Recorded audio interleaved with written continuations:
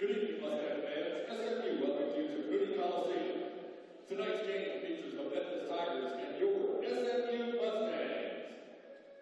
At this time, we ask that you stand as we pay honor to America with the playing of our national anthem, performed tonight by the Mustang Band.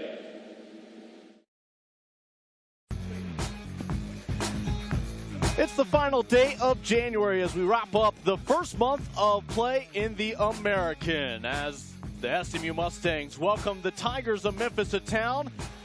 A chance for one of them to start to make a move into the middle of the pack before the dog days of February.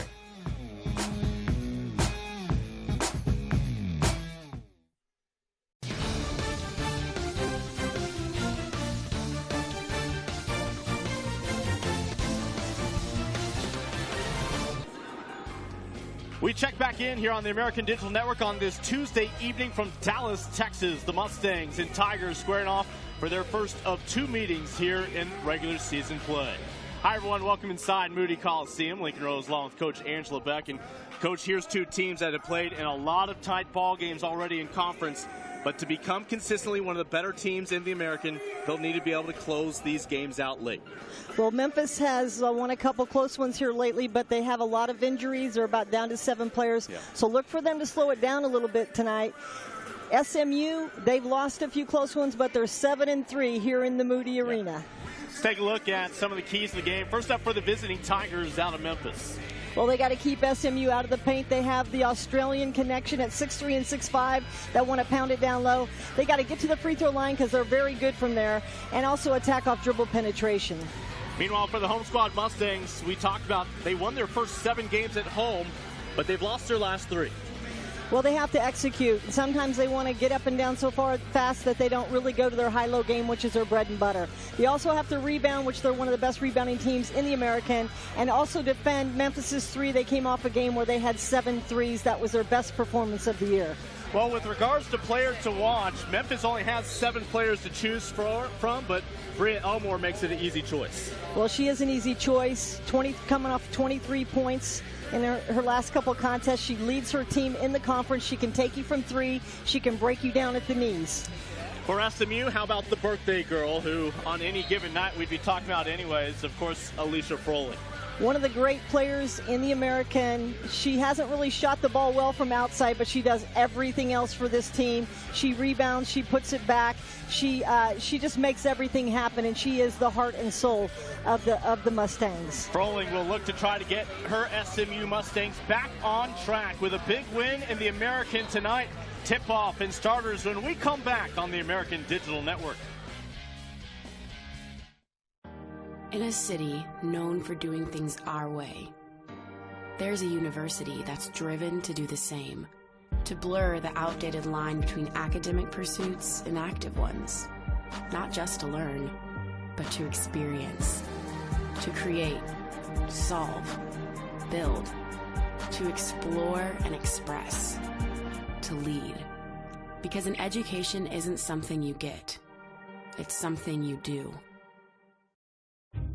At SMU, students and faculty work hand in hand to shape answers to real-world challenges. Yes, there's no such thing as a lesser person. How can we strengthen human rights around the world? It turns out computer malware is extremely... How do we prevent cyber terrorism? The limb comes off. How can the human body set new records of performance? What can presidents teach us about leadership? From the SMU campus in Dallas, we're shaping the answers that will shape the future of the world.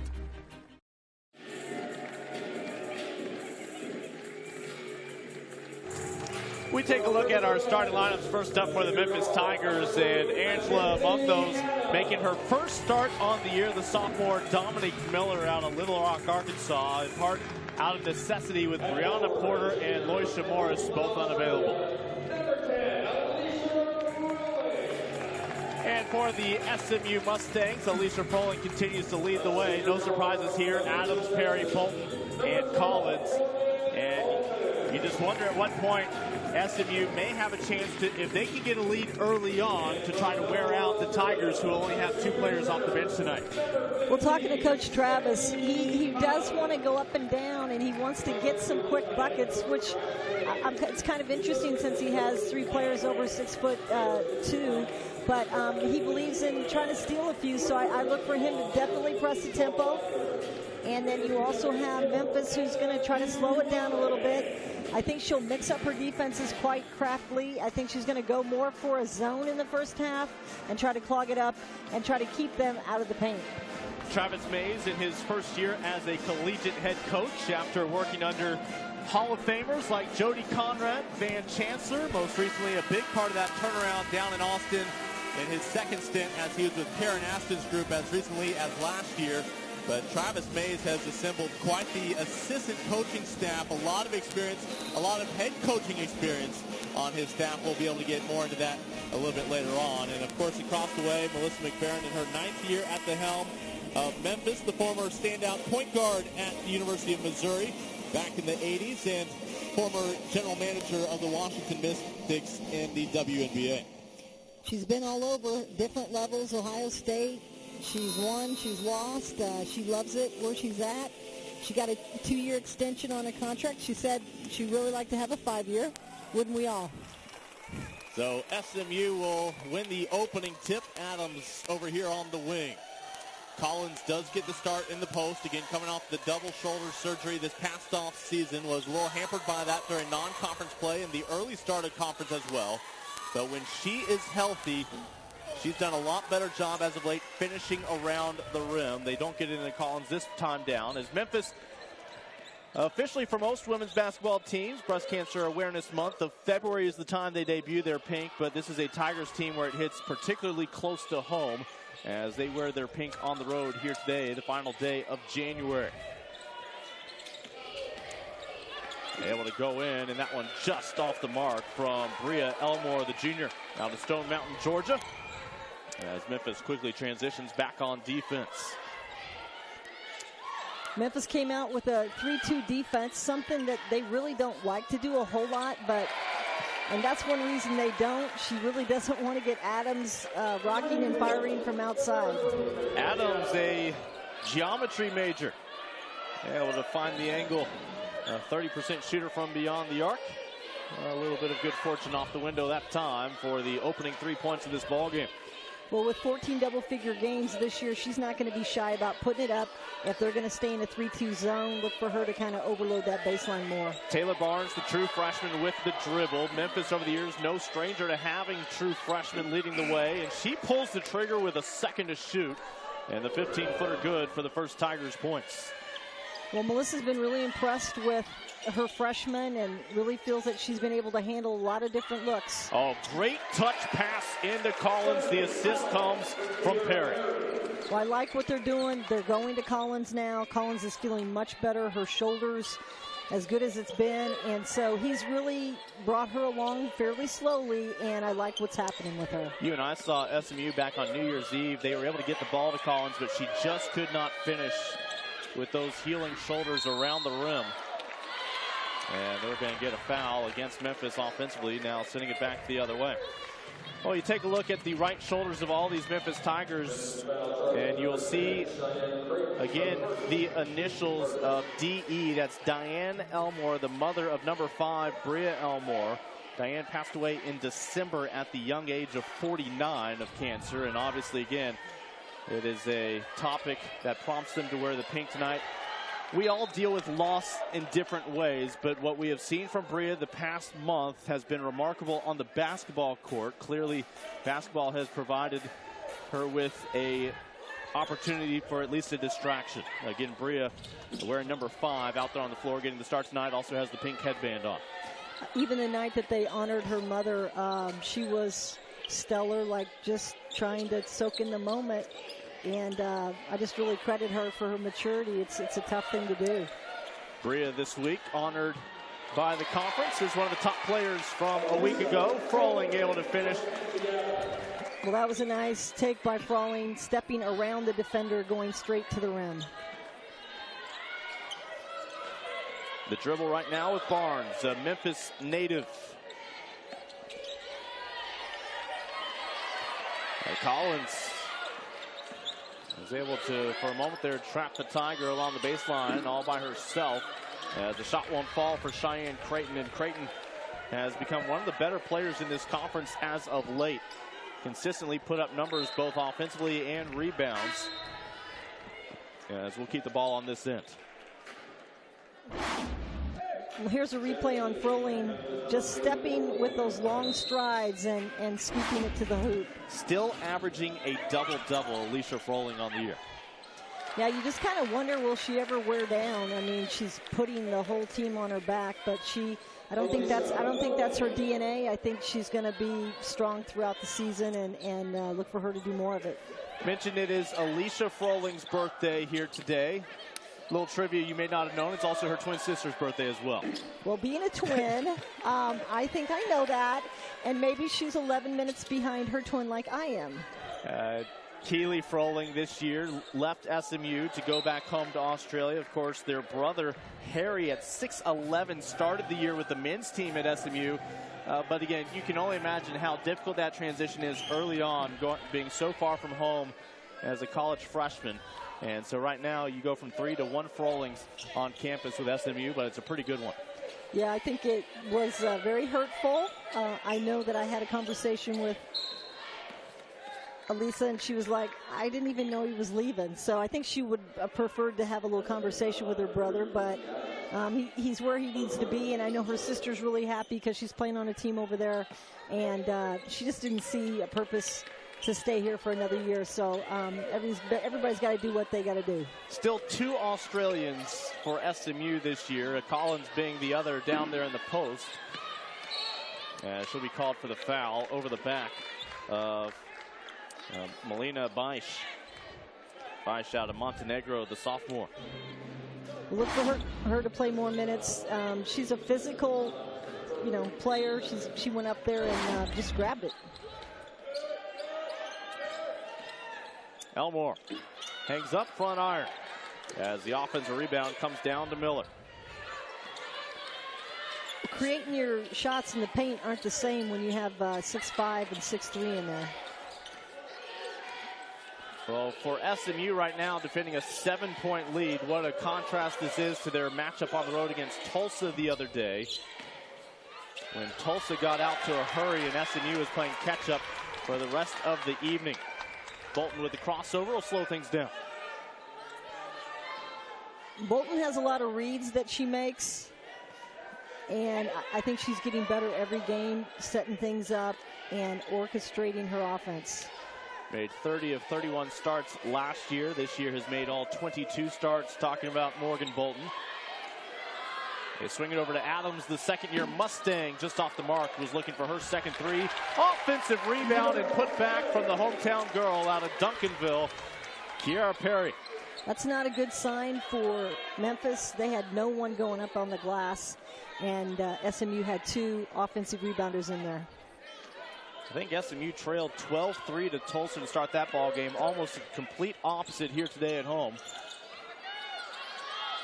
A good look, but shot is off the mark for Taylor Williams, the Kansas City native. 4:14 to go here in this opening quarter. The Mustangs looking to make a move on this final day of January in the American.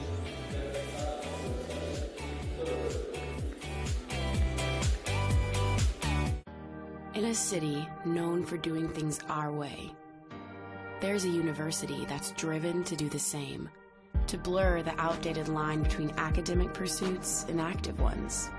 Not just to learn, but to experience, to create, solve, build, to explore and express, to lead. Because an education isn't something you get, it's something you do. We are American. The conference of opportunity. The opportunity to chase dreams. The opportunity to make your mark and change the game. Because that's power. We are power.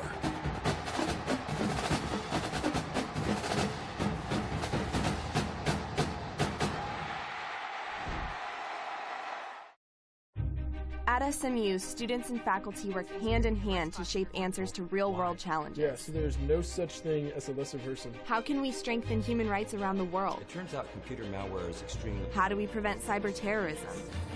The limb comes off. How can the human body set new records of performance? What can presidents teach us about leadership?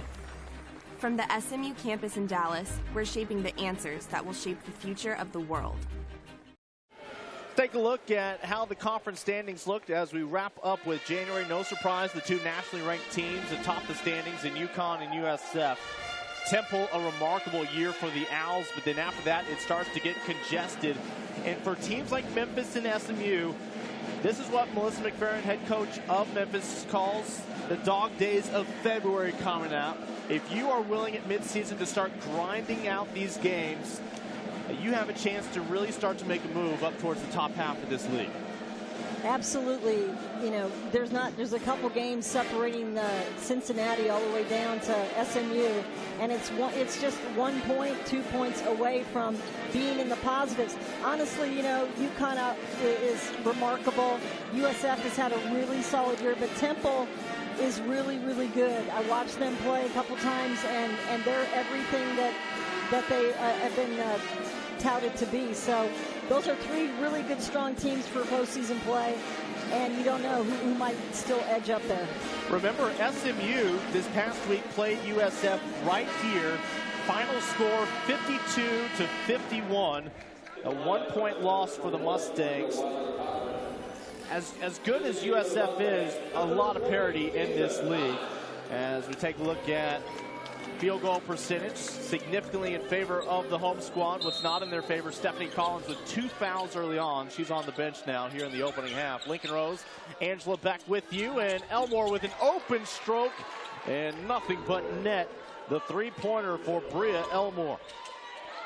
Well, she's the leader, and she's the one that's got to really pick it up for them, and that's a great out of the timeout or out of the quarter shot. Again, Memphis was 1 for their first 9. Elmore able to match that with her most recent 3.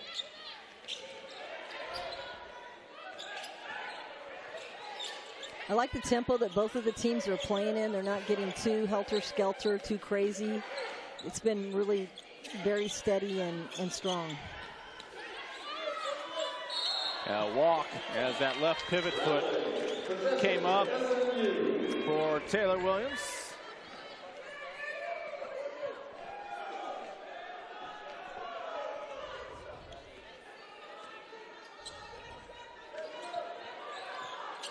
Perry trapped along that far sideline. I think Melissa McFerrin was the third defender there, and they forced her to walk before ultimately going out of bounds. Well, that doesn't seem like it's legal, that she should be able to get in there and really help trap them, and she is a point guard, so it makes sense that she got that play in there. It's a pretty good point guard.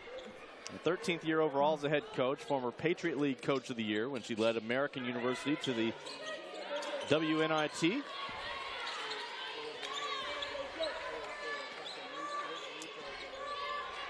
Just about 7 minutes into this one. Mustangs controlled early, lead down to 6. Oh, great touch feed inside, but unable to finish free throws on the horizon, though, for Taylor Williams, who's now 0 for 4 from the floor early on. Well, it's interesting how SMU's defending the pick and roll. Here what they do is they both hedge out, and Froling does not get back in order to stop that, and they have to get a teammate to help. This is a Memphis team that does move the ball around, as you see. Yeah, this pacifier, I mean, I'm not a big fan of that. I think what happens is you end up pulling it out of your mouth and messing with it. And if we can catch her doing that more times in a game, then you really want to be maybe defending your man. I like it better when it goes in the mouth and they shut the mouth. There's Melissa McFerrin. Appreciate her time this week, getting us caught up on her Tigers before making the trip over here to Texas. Yeah, she's in a pretty good mood. A couple close games. Houston, that was a scary game for them. You know, it's a win, but it was very tight. So they need every little game they can get. Elmore looking to lead the charge. No numbers advantage for the Tigers in pink today.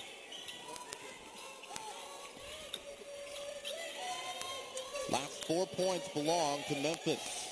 A three-pointer and splitting a pair of free throws a moment ago.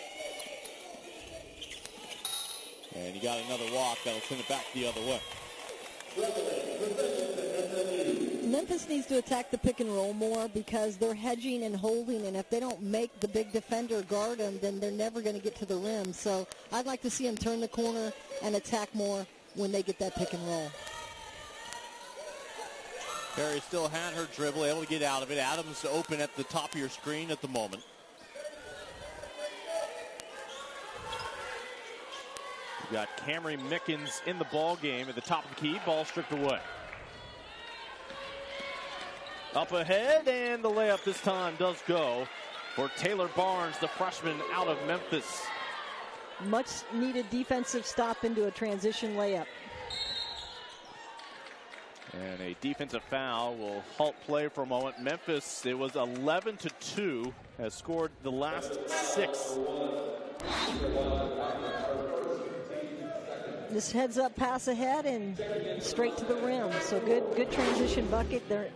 They didn't plan on getting a whole lot of those today because she wants to slow it down, but that's anytime you can get a steal, you want to turn it up. Michaela Reese has come on for Mackenzie Adams, giving the starter her first rest of the day. Again, here is Camry Mickens, the daughter of former Texas A&M and NFL standout Ray Mickens.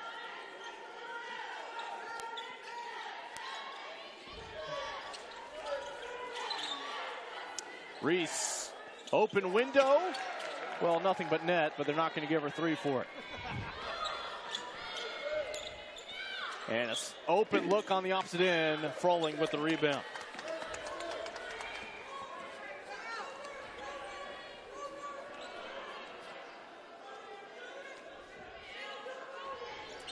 A little over a minute still to play here in this opening quarter. SMU and Memphis colliding for the first of 2 regular season meetings here in 2017. As Memphis has almost completely erased an early 9-point deficit. And this is kind of like SMU against Tulsa the other night. It was a game of runs. SMU was never able to quite close the gap. They hope to be able to keep Memphis at bay for the most part, as Kiara Perry will get a breather. Well, SMU's facing a 3-2 defense, and they need to overload the baseline more and attack from there, and they're attacking kind of from the perimeter too much, and that time they did get it down low. So a little more of that will get them some easy buckets. Yeah, the clock started running. A defensive hold was called before the inbounds pass. They're going to have to put some time back on that clock. Devery Owens has come into this ball game. Most recent substitution for Travis Mays, who every time he makes a substitution is almost showing off that he has a few more healthy bodies on that bench than the Tigers do tonight. Well, he has used his bench very well this year. He's not afraid to go 8 or 9 deep. He really is not afraid to use some of his young kids that don't get the minutes. So it's nice to see him juggle. It's just they'll put 1:06 on the clock right now. Our officials are Joseph Vasili, Angela Lewis, and Frank Sterator for this American Conference contest. Thrilled to have you with us here on the American Digital Network, our 4th straight year of covering women's basketball here on ADN. Lincoln Rose, Angela Beck with you. And, well, some new coaches in the league that we've enjoyed the chance to get to know, and that includes Travis Mays. Next Saturday, we'll actually be back here in Dallas and get to meet another new face from over there at UCF.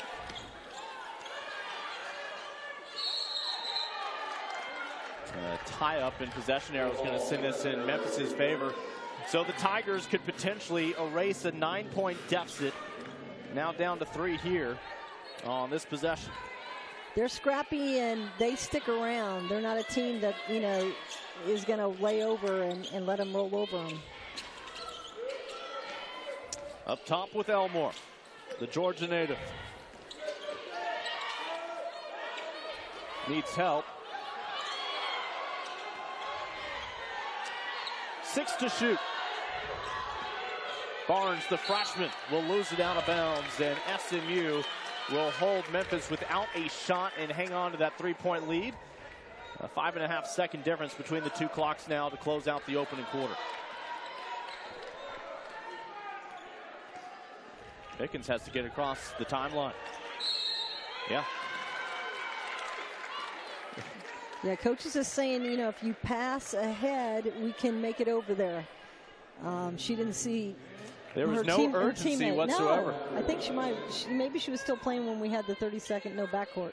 Yeah, we've for a few years now had that rule in place for the women's game. And Mickens, a senior, can't blame that on just the high school rules here in Texas. Poked away by Reese, stays with the Tigers. 7 seconds remain here in this opening quarter. Elmore goes strong to the rim and is able to get the 2 points. Yeah, she shifted a gear there. Memphis scores the last 8 points of the opening quarter. It was 11-2. The Tigers on the road in Texas tonight make this one a ball game. 1 down, 3 to go in Dallas.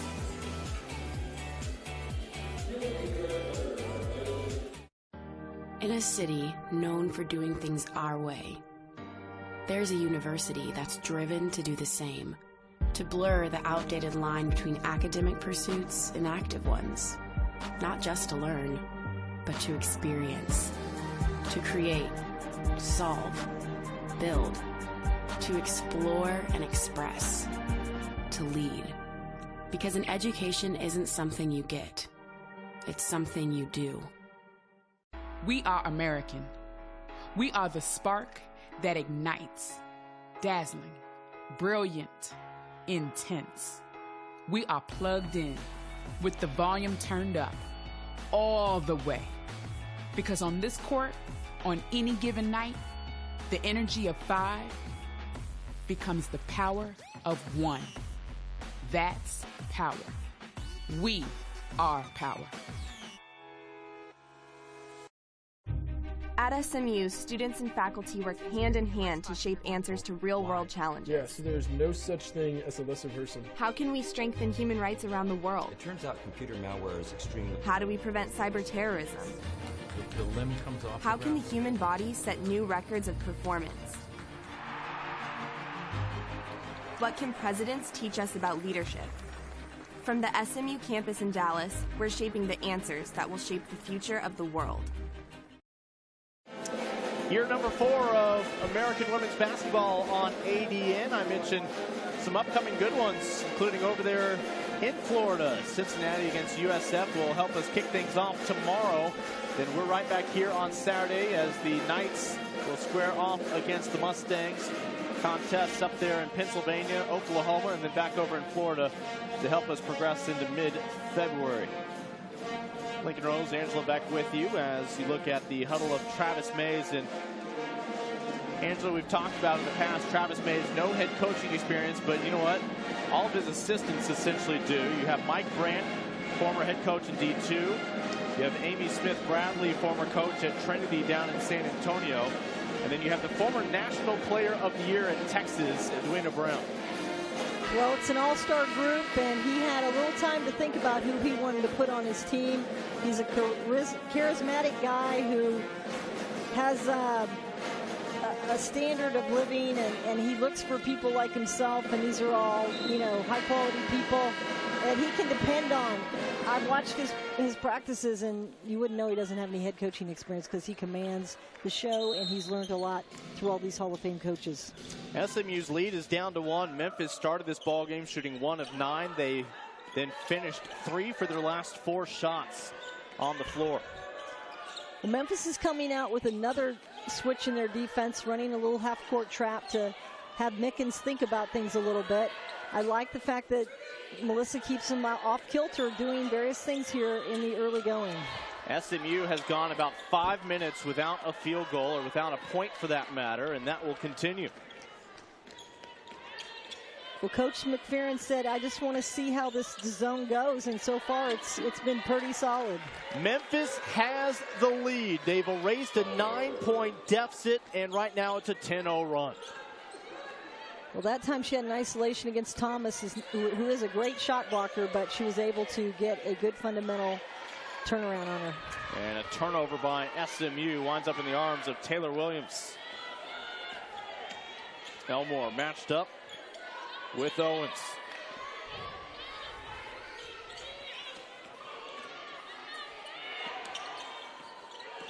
Froling comes in to help defensively and quickly shuts down any opportunity around the rim.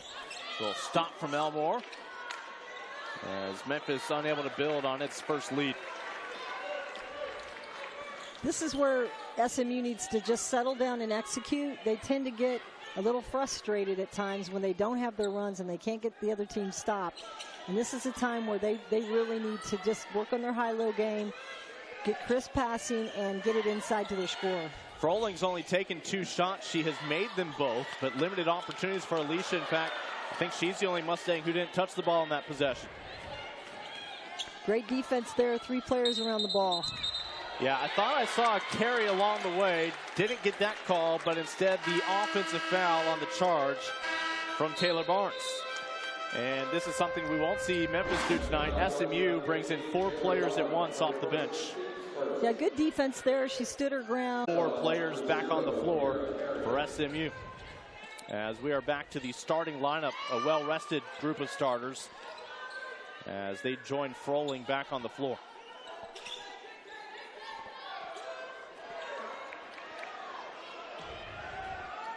Another turnover by SMU, their 7th of the opening half now. Yeah, Bradshaw's a little far away from the basket for me on that play, and just not where you want a 6'6" kid passing the ball. Driving in, one international player against the other. Collins with the rebound.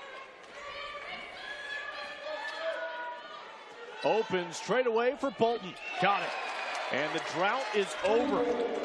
It was about a 7-minute run where SMU saw a 9-point lead disappear. SMU is back on top.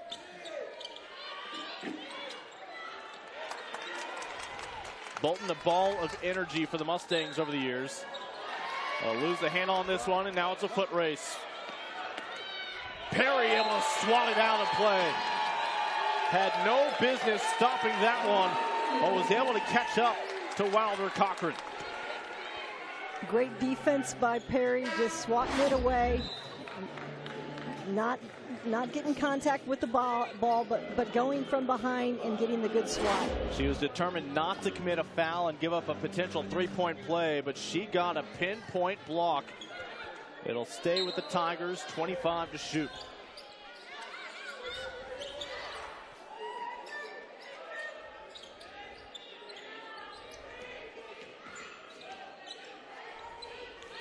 Little 16-footer won't go for Beisch. Adams for a closer look, and Beisch may have gotten a fingertip on that. Yeah, one pass and then driving there. It's just they really haven't established themselves and run any offense yet. So that's the last couple shots have been a little quick. This is Bria Wilder Cochran. For a moment there running the point. Wasn't long ago she was the true freshman running this offense. Wilder Cochran, though, the past 2 years, you talk about knee surgery, some concussion issues, and this season's really her first one in about 2 years that she's been full speed competing with her teammates, but has continued to find a way to progress and has even improved her shooting this year. Right now we look at Bria Elmore with her mom's initials on her right shoulder.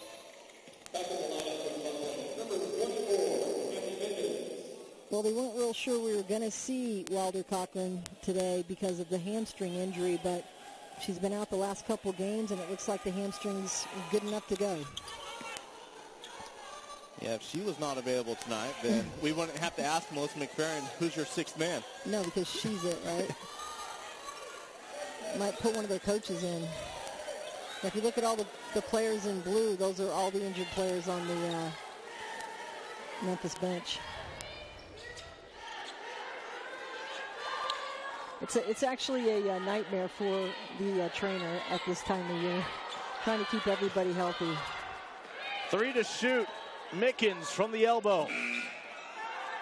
And Collins has it stripped away by Elmore, who is running all by herself with some Mustangs. And let me correct myself, that is not Collins, that is Clara Bradshaw, the 6'6" redshirt junior out of Emory, Texas. Mustangs with great size. Yeah, she sat out last year and has had 4 different coaches in 4 years. She's the kind of kid, though, that at 6'6", man, I mean, she's just coming to her own. Yeah, most recently was at TCU. She had 2 coaches at TCU, and then her coach last year here, and now Travis. So it's tough if you're 6'6" and you're being coached by that many people. It's just hard to get a rhythm. So I do hope she has a good year, and she's definitely helping. Perry from the baseline. And these 50-50 balls, more often than not, are winding up with Memphis, as we are even midway through the second quarter. Rolling, able to get her to budge defensively, but the shot will not fall for Creighton. Mickens denied. That's a good matchup with Creighton and Froling. Creighton with her 18th block on the season. Less than 5 to go till halftime, as this ball game within reach for both the Mustangs and the Tigers. Both could use the win to propel themselves into the hunt heading into February. In a city known for doing things our way, there's a university that's driven to do the same, to blur the outdated line between academic pursuits and active ones. Not just to learn, but to experience, to create, solve, build, to explore and express, to lead. Because an education isn't something you get, it's something you do. We are American. We are the spark that ignites, dazzling, brilliant, intense. We are plugged in with the volume turned up all the way. Because on this court, on any given night, the energy of 5 becomes the power of 1. That's power. We are power.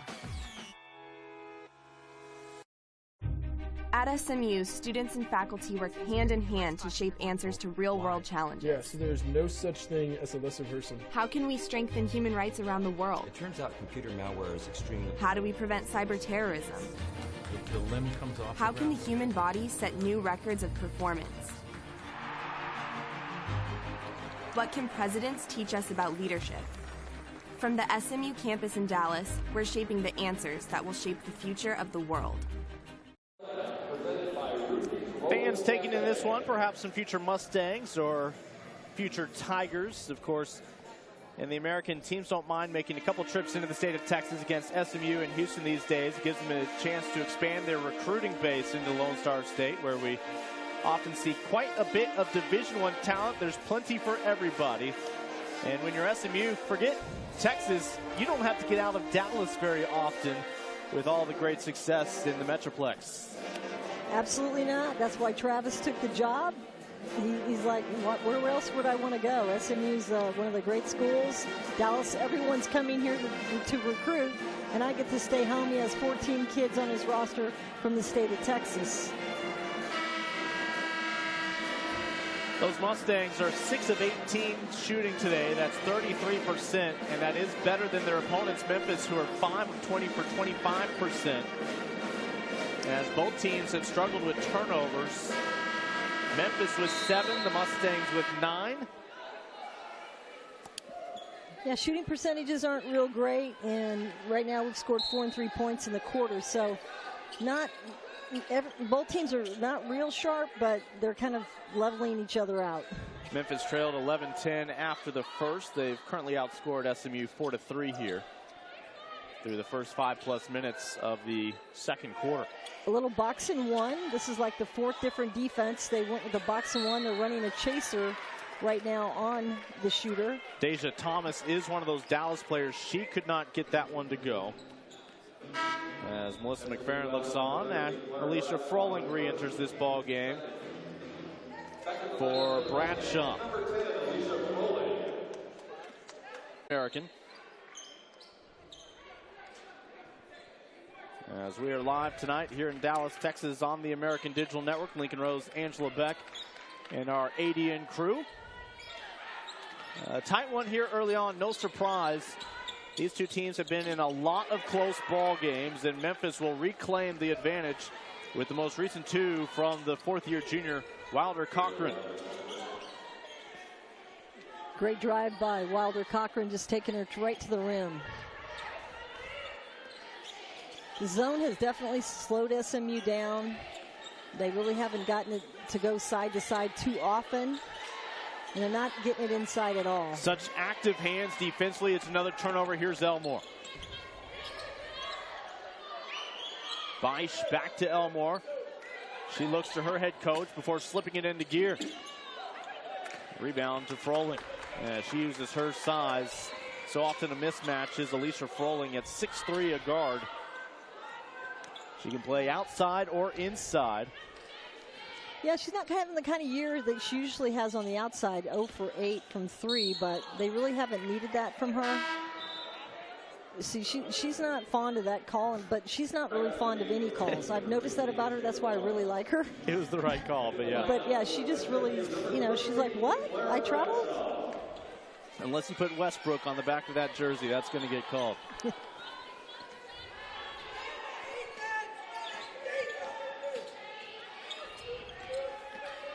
Memphis looking for its first 2-possession lead of the night, and they've got it. That's a big-time feed inside. Elmore right on the money. Bradshaw did not get much of a breather. She is back in, along with Froling, Mickens, Adams. Elmore right there just sees Creighton inside and just threads the needle between the 2 defenders. Adams defensively matched up with Barnes. Past 2 pink shirts, just can't get it to go. And here comes Taylor Barnes, again the freshman, averaging 6.5 points per contest, but she'll send it out. And plenty of time still left on that shot clock. Well, right now Memphis has the tempo. They're setting it up. Everything's kind of going their way. And running into a brick Australian wall.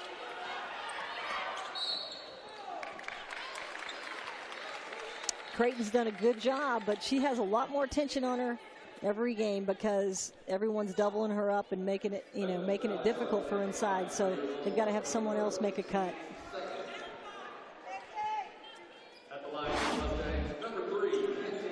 Just the second team foul as Elmore whistled for that one. Her first. Well, they have Adams covered on the outside in this little box and one that they have, and Adams decides, hey, you can't cover me. I'm going to take it off the dribble, and I like that idea because then she's eliminating that one-on-one from the outside. A lot of times these great shooters just stand and they're too easy to cover, and she's making them guard her. Adams, a 67% free throw shooter. We'll up that with those 2. SMU back within a pair with 2 minutes to go. Elmore from 13 is good. That gives her 9. And Mickens again struggling to cross midcourt.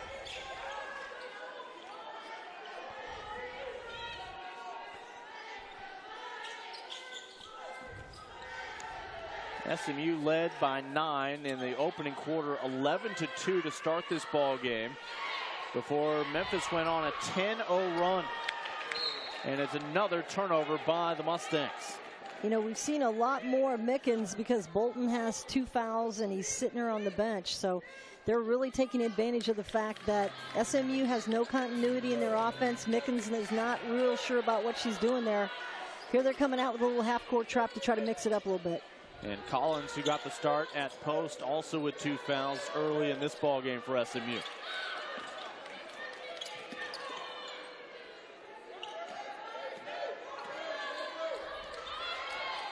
Ten to shoot. Up by 4. They'll battle down low, and they'll get a foul on Froling.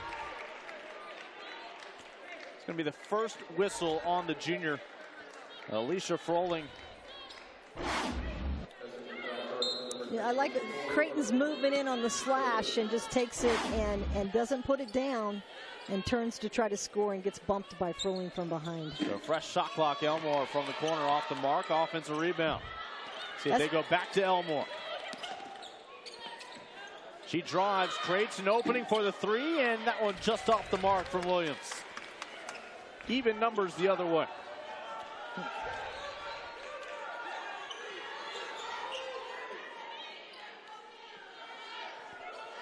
Owens thought about it, still 15 to shoot.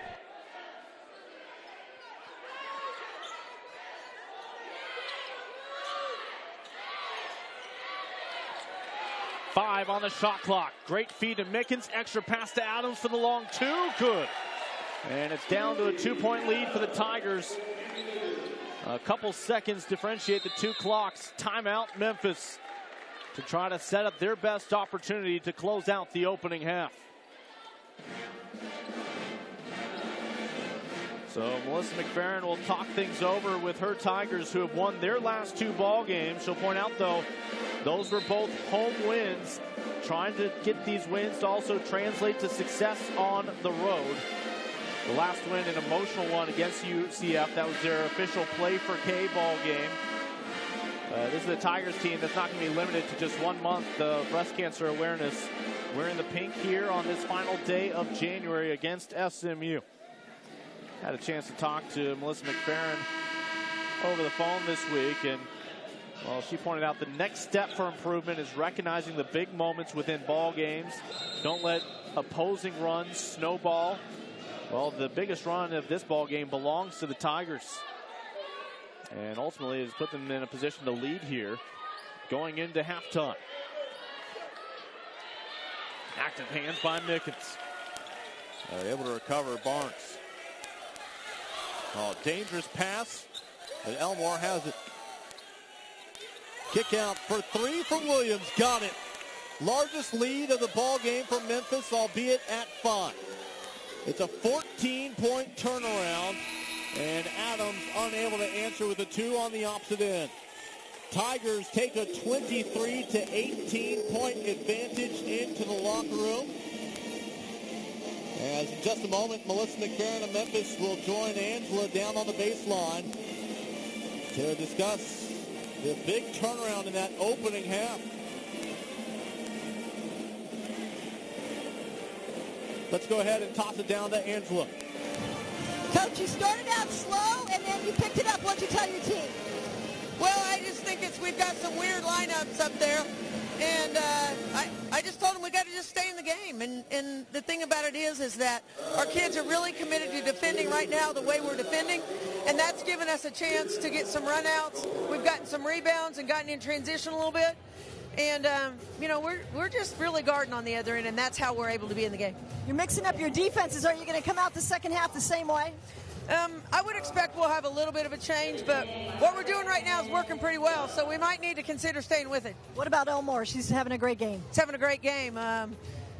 Obviously, we need her and Taylor Williams both to score. We need Cheyenne Creighton to score. If we get those big 3 going, we can support our point total a little bit. It's going to be important that we continue to get them great shots. Great job, Coach. Thank you. Yeah, Bria Elmore averaging 13 points a ball game, already 9 in the first half. You talk about crazy lineups. Tigers only have 7 players available, and yet it's good enough to lead by 5 at the half here on the American Digital Network. We are American. We are the spark that ignites, dazzling, brilliant, intense. We are plugged in with the volume turned up all the way. Because on this court, on any given night, the energy of 5 becomes the power of 1. That's power. We are power.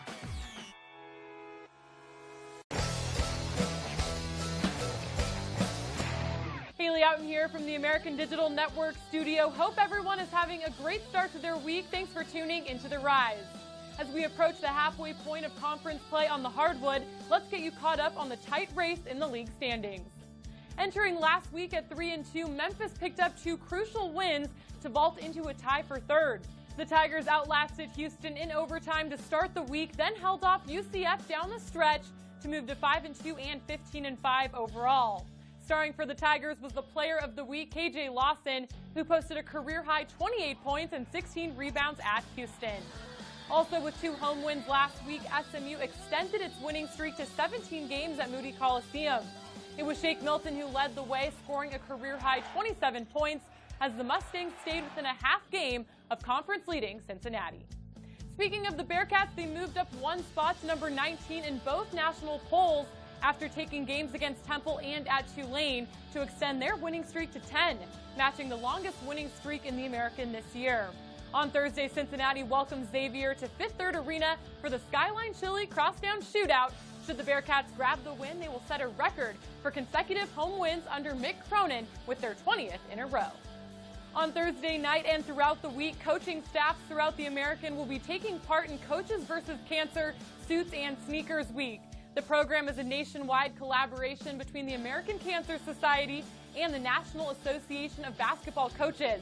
The initiative leverages the personal experiences, community leadership, and professional excellence of coaches nationwide to increase cancer awareness and promote healthy living through year-round awareness efforts, fundraising activities, and advocacy programs. So be on the lookout for your favorite coaches sporting some different footwear this weekend as they raise awareness in the fight against cancer.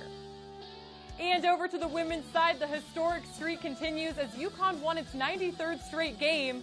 Reigning American Player of the Week, Katie Lou Samuelson, finished with a game-high 32 points in the win over the Green Wave, which is becoming a regular thing for Katie Lou. Samuelson averaged 33 points over 2 games for the Huskies last week and was named ESPNW's Player of the Week on Monday for her efforts. UConn isn't the only team garnering some national attention as Temple, who is arguably one of the hottest teams in the country right now, grabbed its 11th win in a row this past week. Junior guard Denasia Fountain led the Owls with 21 points per game as Temple downed Houston on the road on Wednesday and Memphis last Saturday. The week ahead sees the Owls facing off with Penn in midweek action for the Philadelphia Big 5 title and hosting number 23 USF on Sunday in a critical conference matchup for both teams on CBS Sports Network. The Owls are 3 spots out of the AP Top 25 and continue to receive votes in both major polls. A team that is garnering a whole lot of attention in the preseason national polls out on the diamond are the East Carolina Pirates. This week, the Purple and Gold were ranked the 6th best team in the country by Baseball America. College baseball opening weekend is less than a month away. And to get the season started, the Pirates will hit the road for a 3-game series at Ole Miss. The start of softball is also just a few weeks away, and this past week, the American announced the preseason coaches poll. Tulsa was selected as the favorite in 2017 after winning its first conference championship last season, claiming the title on its home field and appearing in its 8th NCAA regional. The Hurricane returned 12 starters from last year's squad.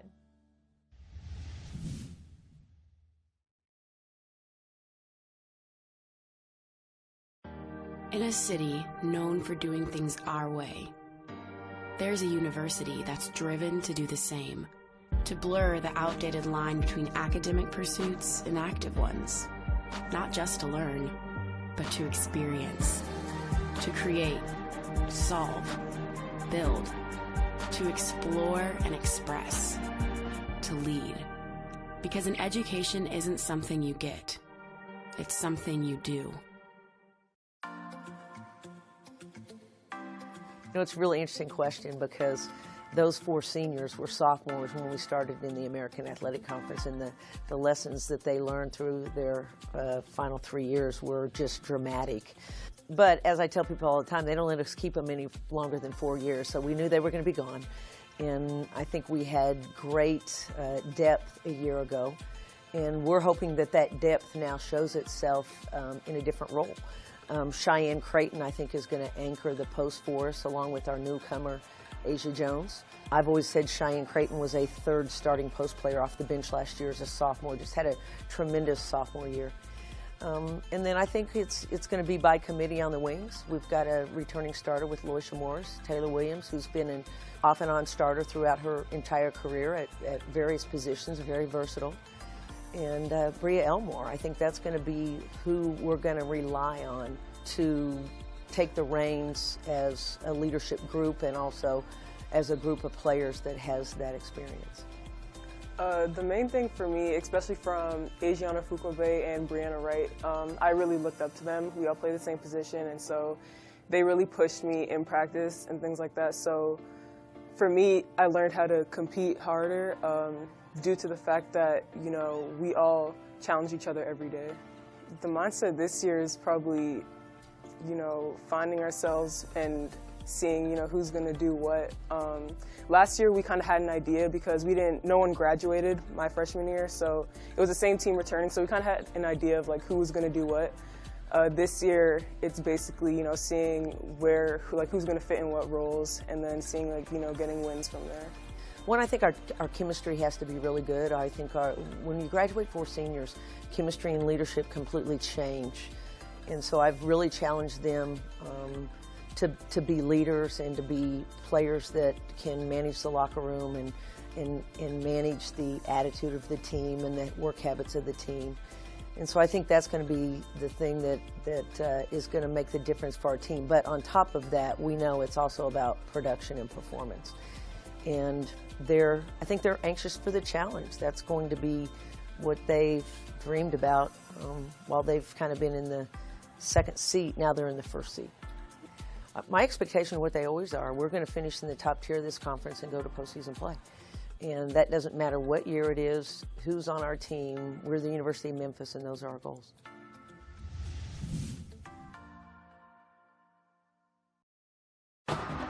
We are American. The conference of opportunity. The opportunity to chase dreams. The opportunity to make your mark and change the game. Because that's power. We are power.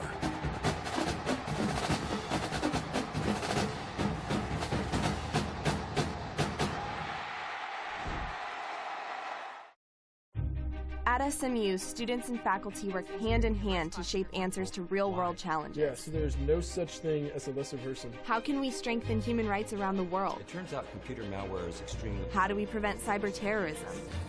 The limb comes off. How can the human body set new records of performance? What can presidents teach us about leadership? From the SMU campus in Dallas, we're shaping the answers that will shape the future of the world. Number one, I wanted to make sure that they understood as a coach, I'm going to push them, try and max them out, and at the same time, I want them to enjoy their college experience.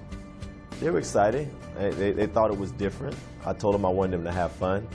I wanted them to play with excitement, play with confidence, be the type of team that if I was a young kid aspiring to play women's basketball, I would be attracted to that model that they were seeing on the floor or around campus or around the city of Dallas, for that matter. There was a lot of things, but it was just he wanted to change the culture and details. He is a stickler for details, every little thing. That's what wins games. Like we're not going to cut corners, we're not going to skip over things, and I think we've started to buy in now as a team, and it's looking really cool. Like Alicia said, there was a lot of things being said, but I think initially the first thing that he brought in was excitement, something new, a new energy, which we needed that. We needed a change, but also focusing on details, details, details. You'll hear him say that 1,000 times through the practice, just focusing on the little things. And he'll say again, like, the process to success, you can't skip anything. You know, you can't cheat the process. And I think that's something that he lives and dies by. When you instill confidence in a player, I think that player becomes aggressive. They play with confidence, so they're always in attack mode, whether it's on the defensive end or the offensive end. But the combination is that you have to see where the strengths of that particular team and those particular individuals are, and you have to cater towards them. If not, they will lose their confidence when they don't get success. Man, competitive, play the game the way it should be played, incredible young ladies, love one another, and love their coach.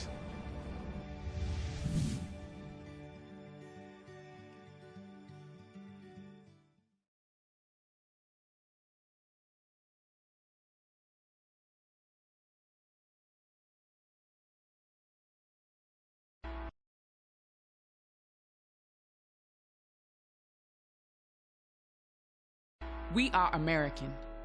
We are the spark that ignites, dazzling, brilliant, intense. We are plugged in with the volume turned up all the way. Because on this court, on any given night, the energy of 5 becomes the power of 1. That's power. We are power. We are American. The conference of opportunity. The opportunity to chase dreams. The opportunity to make your mark and change the game. Because that's power. We are power.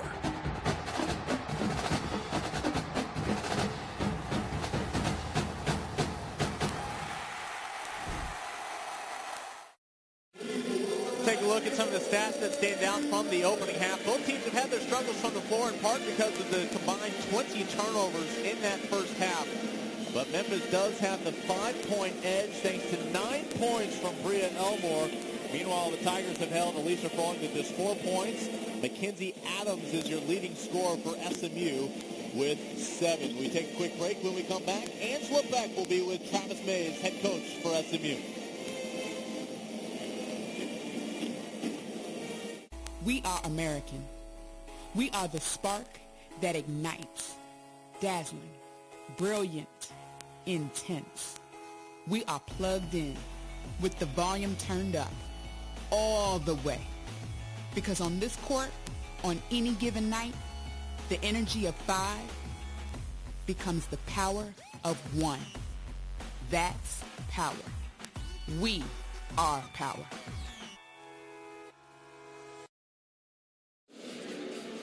Five-point lead coming out of the locker room. Both teams. Tigers up on the Mustangs. Mustangs head coach Travis Mays is with our Angela Beck. Coach, you started out really strong, and then they kind of caught up. What happened? Well, I think they start running a little small trap at us, and we got real passive and hesitant, and now we're not playing with any type of confidence. I mean, we knew they were going to do that. No one is catching to shoot the ball. I think once we created or beat the trap, we got to create a 3-on-2 or 2-on-1 situation and get some baskets, get some fouls. How much did the early foul trouble with Collins and Bolton affect you? Well, Collins definitely affected us. Right now, she's our most aggressive post player. And once Bolton went down, I mean, I put Cammie in, and we're still being nervous and hesitant against the pressure. We got to do a better job in the second half. How can you get the ball in the paint? Well, we need to hit the high post. Just because the player is standing next to our high post player, that doesn't mean she can't receive the pass and attack from the high post. We're throwing it to our 5 players in the corner, and they're holding above their head. We have to get aggressive. Good luck, Coach. Thank you very much. All right, thanks to both head coaches for talking to Angela Beck here surrounding halftime. Mackenzie Adams with her most recent 3 points of a combined 7 in the opening half. One of the bright spots for the Mustangs. Froling limited to just 4 points early on. You heard Travis Mays talk about just because somebody is defending our post doesn't mean you still shouldn't try to work it in. Well, again, a reminder, his post players are 6'5" and 6'6". They should be able to receive a pass sent their way, as Melissa McFerrin does not have that kind of size to match up in the post. In fact, she only has 2 healthy players off of the bench tonight, as the Mustangs have been unable to utilize the fact that they outnumber the Tigers overall. And Angela, building on that, this was the game where SMU needed to get a lead so that the Tigers with fewer healthy bodies were spending all their energy trying to catch up. Exactly right, Lincoln. They got in the early foul trouble. You heard Coach talk about it at halftime. Having Collins out of there hurt their high-low game. They really didn't have the high-low game, and they actually weren't getting the ball to their high post. They have to get some more touches for Froling. They've got to pound the ball inside, and they have to handle the different defenses that they're throwing at them. Stephanie Collins did get the start, but she only played 6 minutes in that first half, as she picked up 2 fouls early on. We expect her to get the start here in the second half, and we'll see if SMU starts to click again like they did when they established an 11-2 advantage to start this ball game. I think having Bolton out actually hurt him more than he even thinks, because they just weren't able to adjust to that half-court trap, and they weren't attacking it off the dribble at all. So that really got them tentative, and everyone kind of went back in their shells. Yeah, Bolton had 2 first-half fouls as well. And they really struggled to run their offense and at times to even get the ball across half court. Well, anytime you can keep Froling to 4 points, and she actually had 3 turnovers, that's really not one of her better halves I've seen. Again, Memphis wears the pink uniforms here on the road today against SMU, the first of 2 meetings this regular season against one another in the American. Collins able to get the block shot without committing her 3rd foul. She wasn't shy about it either. And there's Stephanie Collins and why she has to stay on the court. Well, that's doing it on both ends, Lincoln. One side, she stuffs the shot, and then she beats everybody down the floor. I don't know if you need her, though, defending at the top of the key. Probably not. Elmore, a bright spot in that first half for the Tigers with 9 points, coming off a couple of 20-point performances recently. And Collins with a rebound, a block, a rebound, and a bucket for Collins already here in her 7th minute of play. I think Coach McFerrin was really excited about the fact that Memphis out-rebounded these guys and that they had more points in the paint. That wasn't something that they thought was going to happen, and kudos to them and how they're really focused on that defensive end. Another turnover, though, by SMU. Active hands. Perry tried to get it back. Instead, they'll get her for the foul. Well, Perry and Reese got the start here in the second half, and I like that start for them. They're both energizing kind of players, and Reese really had a good defensive effort in that first half. You see that right shoulder taped up for Dominique Miller, the sophomore.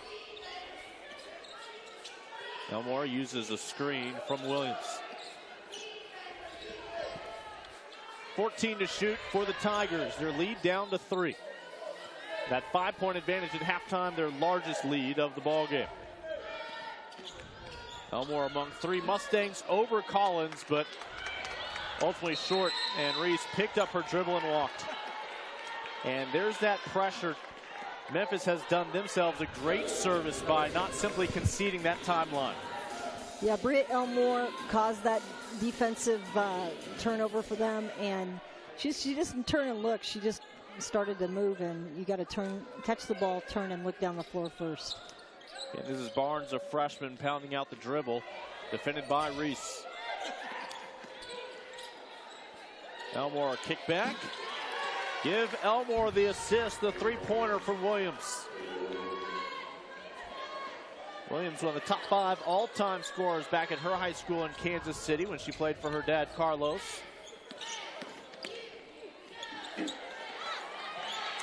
Stephanie Collins. What a different team SMU is when she is healthy and, again, actually on the floor. That was a great rebound by her, and then a left-hand putback. But she's left-handed and she's right-handed. She's actually done both, and she's switched her shot over her career. So she's comfortable with either hand. But this is an SMU team that only had 2 second-chance points the entire first half, despite their size advantage night in, night out. That's why you don't want to foul. I mean, getting those 2 quick fouls, it just doesn't pay off. There's no reason for her to she just needs to go straight up. She's tall enough that she doesn't have to go try to bat it. Long range 2 for Adams after Collins got her second block shot of the half. That's Reese again. She's the workhorse so far tonight. Going in there and causing another turnover, digging down on those posts. Side iron falls in the lap of Elmore. Not real happy with that shot. Good pass from Bria. Give her another assist this half, as the beneficiary ultimately proves to be Cheyenne Creighton. And those are your 2 headliners for this program. Froling goes strong, draws contact, and Froling, after a long drought, picks up points 5 and 6 and will go to the free throw line. Well, that was a good move by her. Here's a little replay. Adams takes that reverse. She gets it in the high post, and she just takes it right to the rim. Great stride by her. Probably, I don't think there's very many kids in the American that can take it from the high post as good as she can. The foul was on Miller, her first, as she'll take a seat on the bench. And no three-point play for Froling.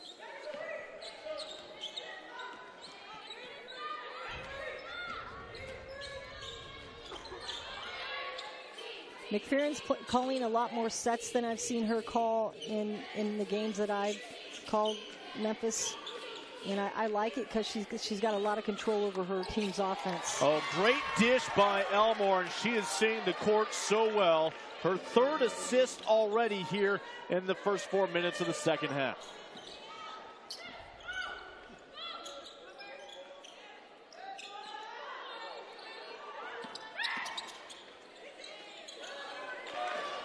And a foot race the other way. Up ahead to Elmore, this time on the receiving end. Well, good transition, quick lane filling by Memphis. SMU looked like they had a hard time getting back on that. It's an 8-point Memphis lead, their largest of the ball game. Adams with those 7 points from the first half. You know, at halftime, Coach Mays told the players, you know, let's get it in the high-low game. Let's get it to our high post. And they're trying to do that. But also they've got to see if they're open. They've got to take that shot so they can extend the defense. And Alicia Froling perhaps starting to find a little bit of confidence again here in the second half. That was a nice little 12-foot take by her. Now SMU needs to find a way to get a stop here. Elmore, as Froling holds her ground. She'll stay vertical, but ultimately 2 more points for Creighton. Creighton has several different moves she can use down there, and she's gotten stronger each game. 8 points for Creighton, second only to her teammate Elmore for the Tigers. Another offensive rebound. They're going to wave it off and say an offensive foul on Froling. Oh, what a break for Memphis.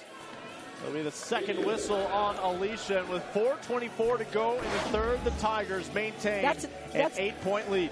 That's a tough call. Froling gets it, and she does a little step-through move on that. I really felt like that was a tough call.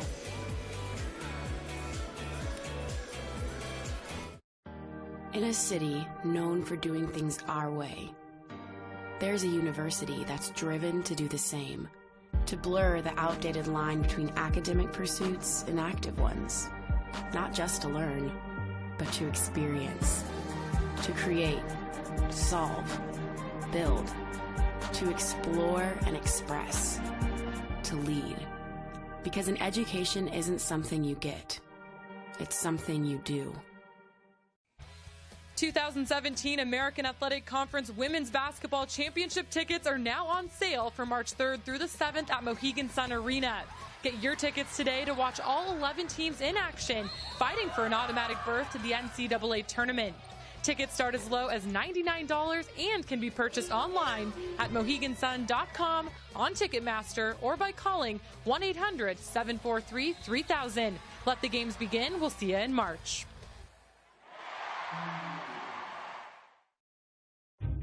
At SMU, students and faculty work hand in hand to shape answers to real-world challenges. Yes, there's no such thing as a lesser person. How can we strengthen human rights around the world? It turns out computer malware is extremely... How do we prevent cyber terrorism? The limb comes off. How can the human body set new records of performance?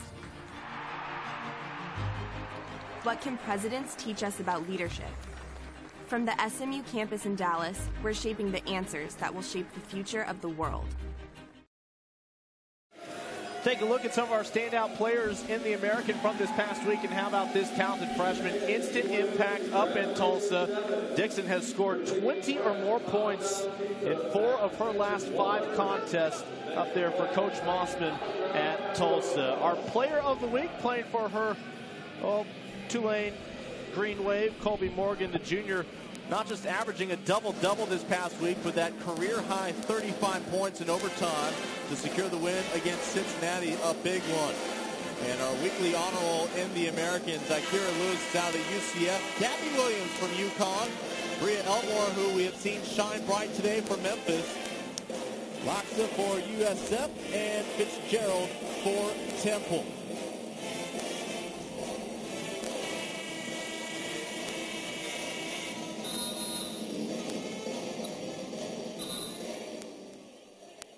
Congratulations to the weekly honor roll and our players of the week in the American.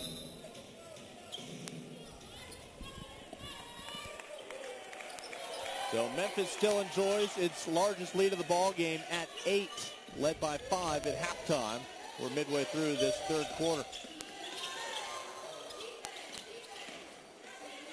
Going strong in the lane, and let's see who they have the foul on. It's going to be whistled against Devery Owens. Devery Owens, who already has her degree, working on graduate studies after transferring from Utah back home here. She grew up in Plano, went to Plano West High School. For those not familiar, those Plano schools can be anywhere from 5,000 to 6,000 students at a single campus. 6A is as big as it gets in Texas, but that's a monstrous 6A region. They're like going to college campuses for most people. I know I live in Austin, and Lake Travis is quite large. It's one of my neighbors, so and one of your neighbors. We both live in Austin, so yay, Austin. As Bolton will bring the ball up the floor, facing a 9-point deficit now here in the second half. SMU needs to make some things happen with some other people. They got to get the high-low game going. They've got to stroke it from outside. They're playing a zone, so they're trying to take away that high-low game. They're doing a good job of it, and no one's really stroking it from the outside. Mustangs, again, have struggled with valuing the basketball, and it's one thing just to pass it, but passing with a purpose. And we have seen Memphis get their hands on so many passes that probably could have been delivered in a bit more crisp of a manner. And reach and foul on the Tigers here. Well, Froling got a little bailed out on that one, but they know when she gets it, she's going north and south, so they got in position and went after the ball. They did call it, and she says, "Thank you very much, official," because that's the right call. It was Taylor Williams who picks up the whistle. Her first personal foul. Owens is usually in there to shoot the three, and she's been a little shy tonight about it. Yeah, we've seen her twice with a wide open look each time. Not even coming close upon the trigger. Froling with the pivot and the left-handed finish. And the birthday girls in double figures has 10 to match her jersey number. Just slowly picking away at it, isn't she? Slowly but surely. I did not notice which way that ball spun down the net. It would be straight through it. Another. Yep, she had a nice step here, a little spin move, one of her favorite moves, and the up and under for the score. If someone who's 5'5" does that, you think they must have traveled, but at 6'3", she's got that great long stride. Little stop and pump, and ultimately off the mark.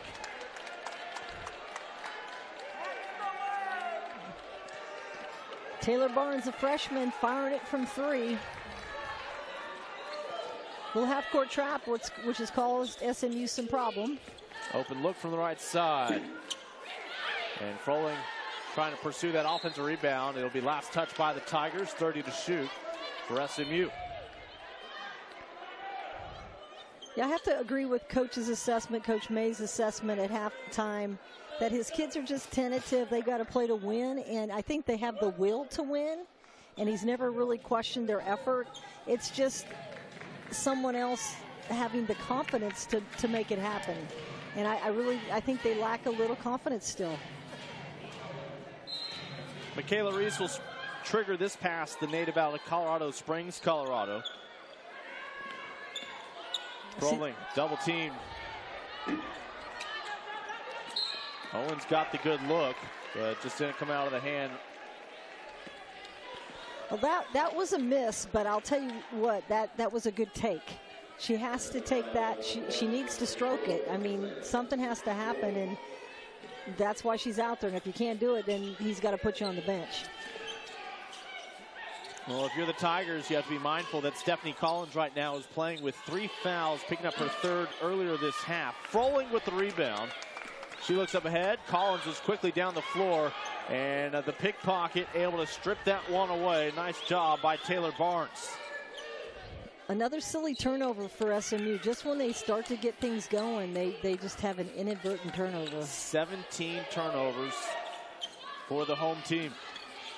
Elmore has that one stripped away. And a tie-up will send it back over the other way. I like Owens sacrificing her body for the good of the team.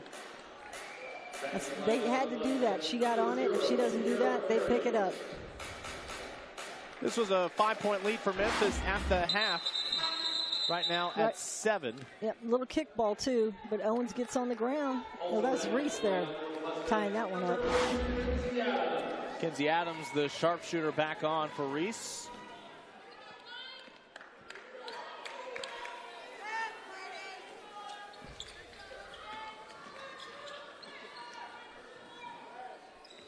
Good ball reversal. Nice high post look. Rolling, the extra dish to Collins. And you would take that 10 times out of 10. That was actually one of the, it was so pretty. She comes in, they pick her up, she dishes it down, she just didn't catch it. And SMU unable to trim this deficit.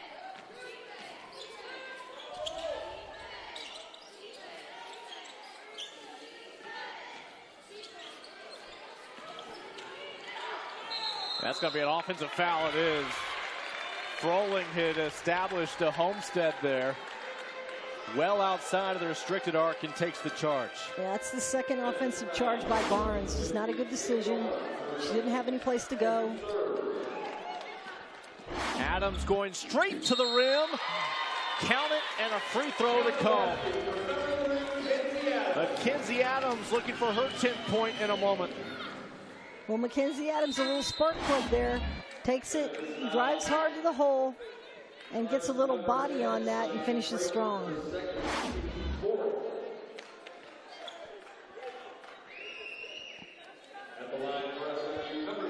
Taylor Barnes will come off the floor.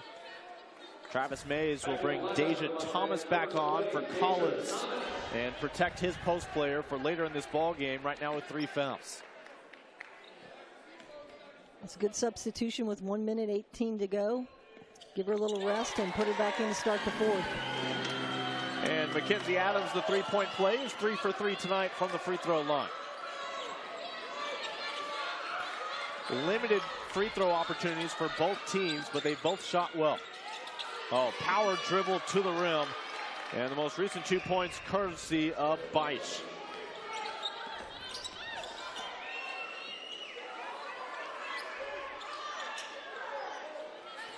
Trying to cut the deficit in half.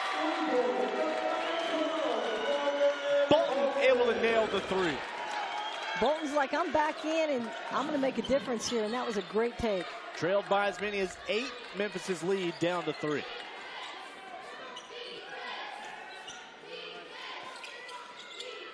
Back into Beisch. The scoop doesn't go. They saw a little mismatch in there with buys. Cross to Adams, long 2. And the Tigers were off balance and out of sorts. Free throws coming up for SMU to make this a 1-point ball game.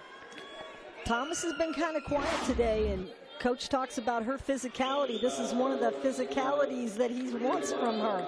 She gets up, she grabs it physically, and draws the foul. But she needs to step it up too, because she's a big player, and he calls her the anchor of the team, and that anchor's been sinking a little bit. Deja Thomas now 31 of 45 this year from the charity stripe. Pulls SMU within 2. No shot clock for the rest of the third quarter.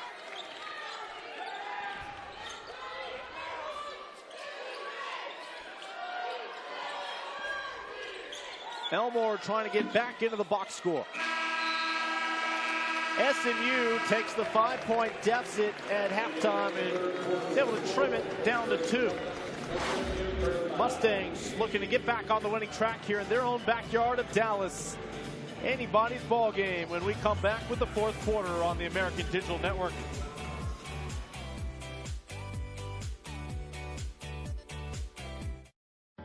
In a city known for doing things our way, there's a university that's driven to do the same, to blur the outdated line between academic pursuits and active ones.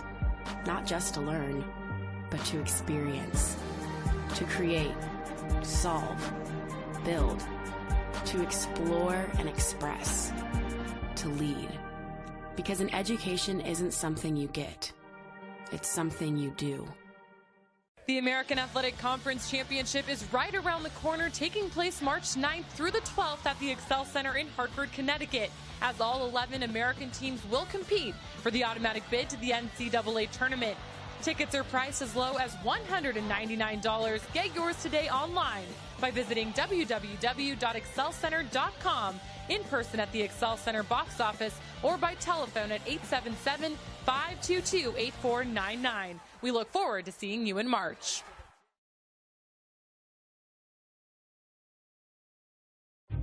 At SMU, students and faculty work hand in hand to shape answers to real-world challenges. Yes, there's no such thing as a lesser person. How can we strengthen human rights around the world? It turns out computer malware is extremely... How do we prevent cyber terrorism? The limb comes off. How can the human body set new records of performance? What can presidents teach us about leadership? From the SMU campus in Dallas, we're shaping the answers that will shape the future of the world. Memphis hanging on to a lead going into the fourth quarter, in part because of the play of Bria Elmore getting her teammates involved. Well, Bria has been bringing her entire heart and soul into the game. You know, with her mom's passing, I think she's playing for more than herself. And I think it gives her great pride to be able to take it, throw the assist, whatever she can do to help her team succeed. This is a courageous girl, and it's just amazing the courage that she shows us. 6 assists for the ball game for Bria Elmore, half of those coming in that third quarter. Great distribution, and right now the Tigers into the fourth quarter. No surprise here, a tight ball game between these two teams. Well, I think Bria Elmore, as they go, everything goes through her, and she's touching the ball in most series, and she's usually making something happen. On the other side, I'm not really sure who is the catalyst. You know, I know it's always obviously been Froling, but they're doing a great job of doubling her every time she touches it because they know where she's going. So they're taking her out, and that means that someone else has to come up. So look for Adams, look for Thomas, and maybe Bolton to make something happen here. For SMU, Stephanie Collins starts the fourth quarter on the bench with 3 fouls. We'll see how long until Travis Mays brings her back into the post. As for Memphis, we remind you, only 7 players available and healthy for this ball game, and yet that has not slowed them down. Great defense that time by Froling, batting the ball, not causing a foul, and getting it for SMU. Oh, Adams had some space. Bolton straight away. Had a big three to close out that third quarter. Cannot connect here to start the final frame. She's feeling it. That was the go-ahead, but just a little bit short. SMU led back in the first quarter by as many as 9. Memphis led as recently as last quarter by as many as 8. SMU has conversely stayed with that man-to-man pesky defense, hedged out on the screens, where you've seen Memphis use a combination of defenses. A turnover by Memphis. Their 11th of the ball game.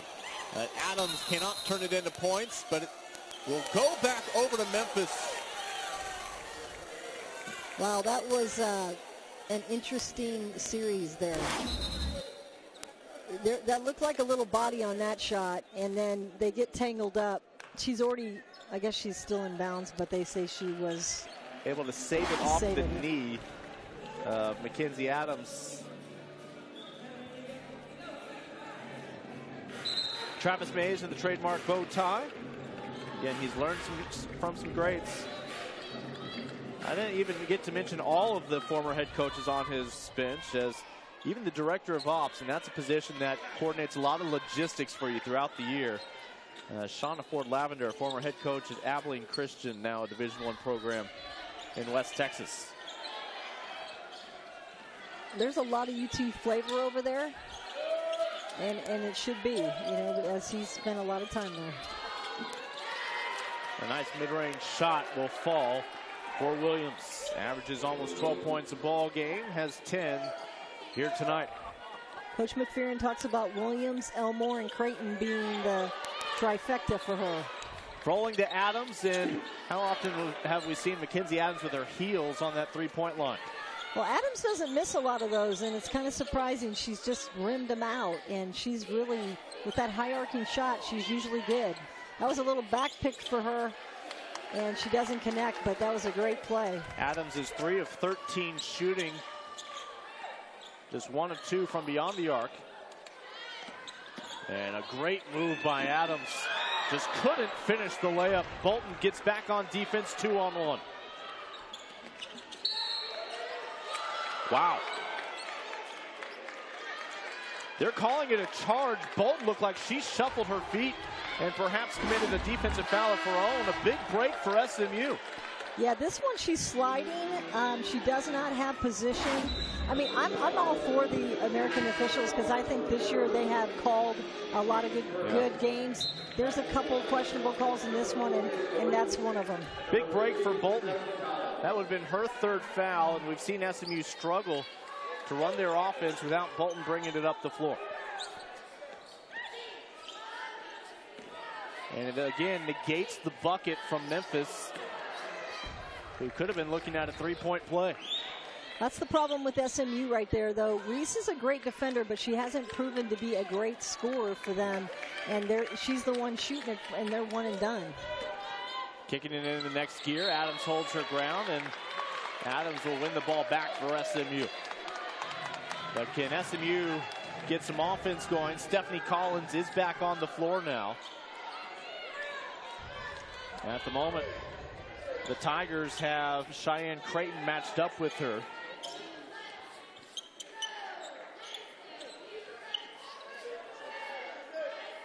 Still in that little 3-2 zone. And Collins just picked up her 4th foul on a moving screen. Well, I'd like to see her be a little more conscientious about how she fouls. Those are really hurtful for her team at this time. They need her on the floor. She just, it's a tough call. That's a tough call. Yeah. It helps when the dribbler waits till the screen's set and then goes. When you move prior to the set, the pick being set, then it's called a moving screen. But it means the next whistle on Collins, and the 6'5" talent out of Australia is done for the day. And now we're going to get a defensive foul on her counterpart, Cheyenne Creighton. It'll be the 3rd on Creighton, as Collins comes out with 4 fouls.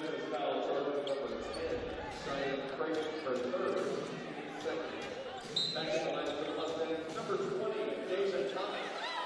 Creighton as well as Barnes for the Tigers, both playing with 3 fouls right now. Obviously, you don't have a lot of options on that bench. And there is Bolton for the 2nd time tonight, making a 3rd time able to dial up the shot from long range. Well, she was saluting like I got the 3. And her threes, those 3 that she has made, have been huge. She's 3 of 4 from beyond the arc, and it has SMU back within 1. On the opposite end, front iron, rebound Adams. Right now it gets down to who's going to take the best shot. Froling. Alicia Froling has taken SMU back into the lead position here. You can't give her that long to work one-on-one on the block. You've got to dig down. You've got to take one of those 3 moves that she had away. A dozen for Froling. And she clamps down on a double team, but commits the foul. That's a good call by the officials. She kind of tomahawked her arms on the offensive player, and that's an automatic foul. Yeah, she stayed vertical with the arms, but goes right into the body of the shooter. Here's Taylor Williams back at the line, a 78% free throw shooter coming into today. And is just at her season average of 11. There's a little double, and there she goes and chops the arms down. And it's a dozen now for Williams. Memphis back on top. 5.5 minutes remaining in regulation between SMU and Memphis. I don't think SMU's totally solved this zone, but they have been able to get it into the high post right there, which has given them a lot of offense. Alicia Froling with her most recent 2, and when she's doing that, you can't stop her.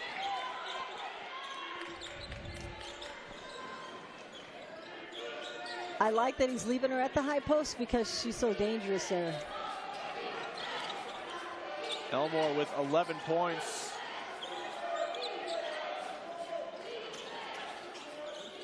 Leading scorer right now for the Tigers, though, with a dozen is Williams. For 3, to beat the buzzer, it's Wilder Cochran. A 28% three-point shooter, makes one when it matters the most. Great offensive series by Memphis that time. Little skip pass right there to the open shooter.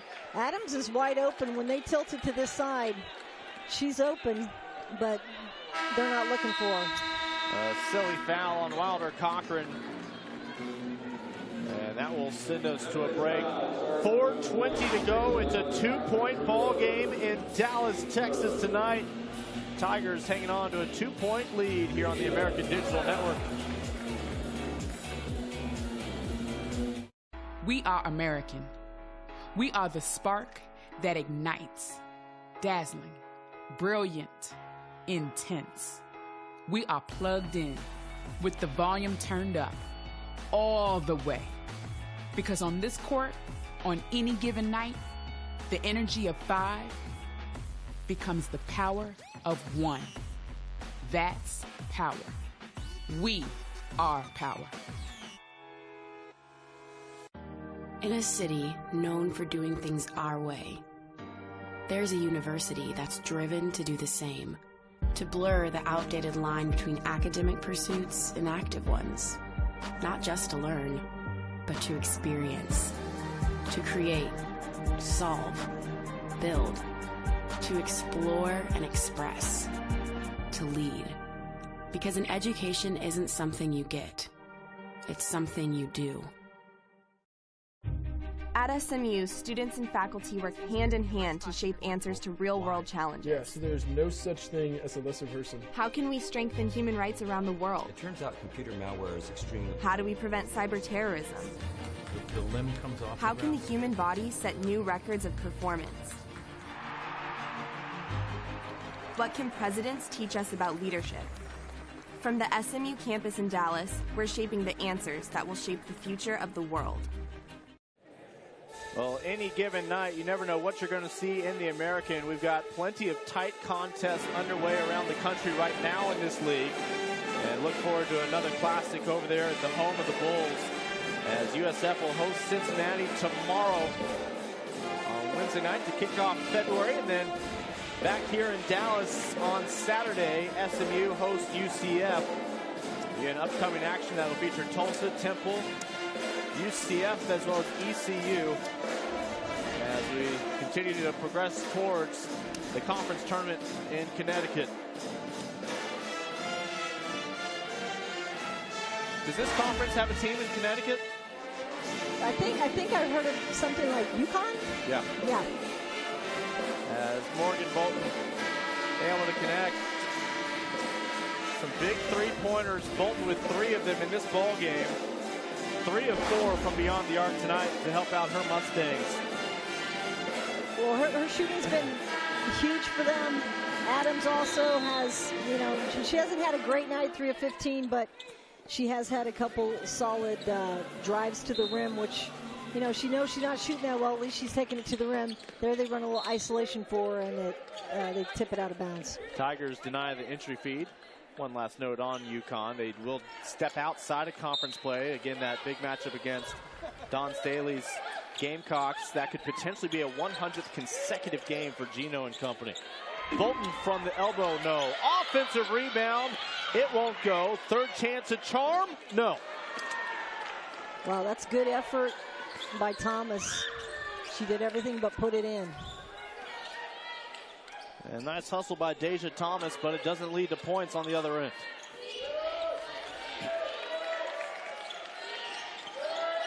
And picked up the foot to Elmore. Memphis starting to catch up to SMU in turnovers. That's their 15th here on the road. SMU with 19. The last 3:54 to go. Let's see if they can get it to the players that matter, like Frawling at the high post. Oh, baseline opened up for Adams and dribbled off her foot. And that's turnover number 20. SMU never able to get a shot off. Right past Bolton, shot well off the mark. Anticipating contact was Barnes. And it's right back over to SMU. I mean, that's a tough turnover there because it's a close game. It's a possession, and possessions matter. She split the defenders, no foul called, and it turns it over to SMU. So the Mustangs again will have a chance to tie or take a lead here. Briefly held an advantage back in the third quarter, erasing an 8-point deficit. Memphis has erased a 9-point deficit of its own early in this ball game. Open look for Perry. Gets her own rebound. Bolton for the 4th time. SMU back on top. Morgan Bolton. Well, it's like the dance that she does. You just know, you know, she's in rhythm. Something's going to happen there. Stephanie Collins, seated at the scorer's table, will come in at the next opportunity with 4 fouls that have hampered her tonight. Well, the offensive board there by Perry set that whole thing up. And a timeout by Melissa McFerrin and Memphis. They will have 10 to shoot with 2:33 to go in this ball game. I have a feeling that's not our last lead change that we will see tonight. Moments ago, Morgan Bolton for the 4th time in 5 tries. You can hear the audience go, oh, you know something's going to happen. Well, we predicted a tight game, and it is a tight game. SMU has not had the lead most of the time, besides the first, 4 or 5 minutes of the game. It's been a couple lead changes, but generally I think Memphis has had control of this game most of the quarters. So Bolton with 12 points becomes the 3rd SMU player in double figures scoring. And what a difference it makes when Bolton is out there on the floor after picking up 2 early fouls in the first half. She has yet to be whistled for a 3rd. And she has had meaningful minutes here in the second half. Well, these are big minutes for her. Definitely what they need, another scorer in their offense. Somebody to take the pressure off of throwing inside. And Adams, you know, they've been body checking Adams most of the night. So that's really great. All right. Memphis, meanwhile, has done itself a great service by not falling behind SMU since early in this ball game. And again, Tigers do not have a lot of fresh bodies on that bench. Well, back to the keys of the game. Memphis, they needed to keep them out of the paint, and they have done a good job most of the night. Get to the free throw line. Neither team has done that great of a job of that. And attack with dribble penetration, that's been a little bit hard, although they did have lots of points in the paint. SMU, though, on the other hand, I wanted them to focus on the high-low game. It's gotten a little bit better in the second half, and that's how they've made their run. Rebound, they have out-rebounded the Memphis Tigers, and then defend their threes. They've done an excellent job of defending Memphis' threes all night. Well, plenty of energy still left in this ball game. Well, it looks like he might have some of Lincoln's moves there. Yeah, he's got the credential. Let's just get him a headset. Wow. You got to maybe give him his own show. Yeah. And he's got the red hair. I don't know what it is about red-haired people on American Digital, but we've had another great red-headed guy do the dancing. Remember? I don't remember what arena it was, but he was on ESPN. I think it was in Memphis. Anyway, Lincoln's still thinking about me saying that he danced like that. He was really happy about it. Well, I just think how many times I accidentally must elbow you during a broadcast. That entire arm must be bruised. That one hurt when I said that. Great game, 2:33 to go, 1 point game. Mustangs have the advantage. 10 on the shot clock coming out of this timeout that was called by Melissa McFerrin and the Tigers. SMU has 3 timeouts remaining, 2 remaining for Memphis. As they'll beat the 5 count. Able to work it into Barnes with time. Barnes, long range. Shot clock violation. Good defensive effort by SMU. Not probably what Melissa drew up at the timeout. I'm sure she's not happy with that possession. Again, Stephanie Collins back in for the first time since picking up the offensive foul on a moving screen, playing with 4 whistles. Let's see if she can help out Alicia Froling just with her presence in the post. Froling now with 16. That's a little mismatch in there. Nice little drop-down pass for the score. Froling is 8 of 9 from the floor tonight. And a couple rebounds shy of another double-double, which she averages night in and night out. Fans did not appreciate what they thought may have been an offensive foul there out of Creighton. Creighton looks pretty frustrated in there right now. Let's see if our officials will come together. They both agree there was no deflection on that pass. Couple offensive possessions in a row that Memphis looks a little bit rattled. Critical turnover. You know, they played 7 players pretty much most of the day or night. They're going to go to the monitor and review this call here in the final couple of minutes. I think that's a good review. Gives her time to settle down. You know, she hasn't had that many kids to play. Sometimes that can be to your advantage, too. I always hated to play a coach that only had 7 on the sideline sometimes because you knew that all 7 of them were going to play the whole time. I think it has been a positive, but they look a little more tired right now. The senior guard, Loisha Morris, out of Toronto, banged up, not available tonight. Brianna Porter, the same, also not available, battling an ankle. Of course, you haven't seen Alyssa Dean or Asia Jones this year. That's 4 of your players unavailable tonight. Just 7 healthy bodies wearing the pink for Memphis. And when we say healthy, that just means healthy enough to put the uniform on and the sneakers and go out there and play. Everybody banged up this time of year. Yeah, healthy enough is the question mark. So here's the play that we're looking at in the monitor. Did they deflect this off of SMU? They're saying no. It's too hard for me to tell from that replay if she did. Lincoln, you're used to be an official, right? You had that? We saw the one angle. It certainly wasn't the left hand of Perry that touched it. And they did not see enough to overturn the call. So what does that make it? First down for SMU? First down and 10. If the Mustangs can score here, all of a sudden it's a 2-possession ball game. Well, it's amazing kind of how helter-skelter they get, and then they just seem to settle down when it matters at home. Morgan, Bolton, it's been that kind of night her 5th triple for SMU. Well, that's inside-out action. Ball goes into one of the best players on the floor, Froling. She sucks the defense in. She finds the open man who happens to be very hot, and that's Bolton connecting again from 3. She only had 3 points in the first half, saddled with foul issues. Has yet to pick up her 3rd foul, but since then has connected on 4 second-half three-pointers. And it gives the Mustangs a 6-point lead late here at home. Well, she's had 10 points 7 times this year. This could be her career high. I have a feeling next week when we start talking about weekly honors, we may be seeing Morgan Bolton. She has 15 points, second to only Froling for the Mustangs lead.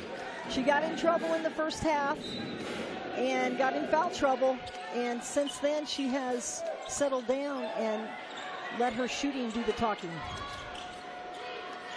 SMU is a game back in the standings of Memphis, and another critical turnover late.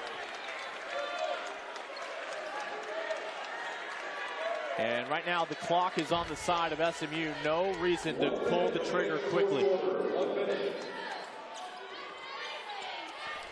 No free throws on the horizon for either team in terms of the bonus. 3 fouls called on Memphis, 2 on SMU. Collins needs to be careful to not travel. Long 2. Hit the iron, but nothing more. And Elmore outnumbered, waiting for her 4 teammates to make their way across midcourt. Well, Collins with the rebound. Even though they didn't score in that possession, they took a lot of time off the clock. They have to foul. And there's the quick touch foul by Bush, as Melissa McFerrin was begging them to apply pressure and get the foul quickly.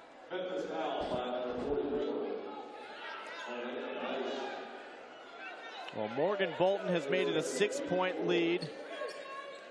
Again, that still has not started the bonus, just the 4th team foul on Memphis. Tigers will have to continue to foul if they can't force a turnover.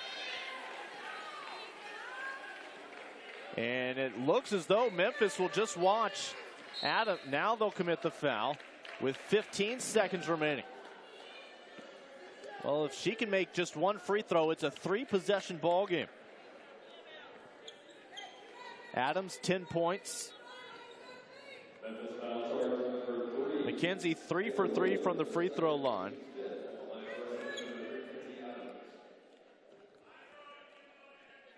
Well, she hadn't shot well from the field, 3 of 15, but she's taken care of business at the charity stripe, 4 for 4. And again, it is now a 3-possession lead, and appears SMU will be picking up that 3rd win in conference play.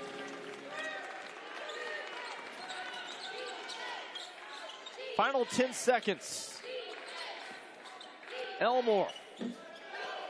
Rebound to Froling. And they will foul the Australian, but perhaps a little too late.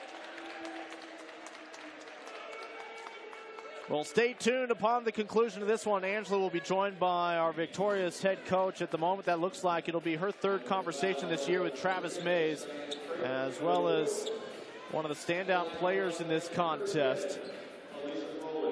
Froling's your leading scorer, but perhaps the timely shots have come from Bolton.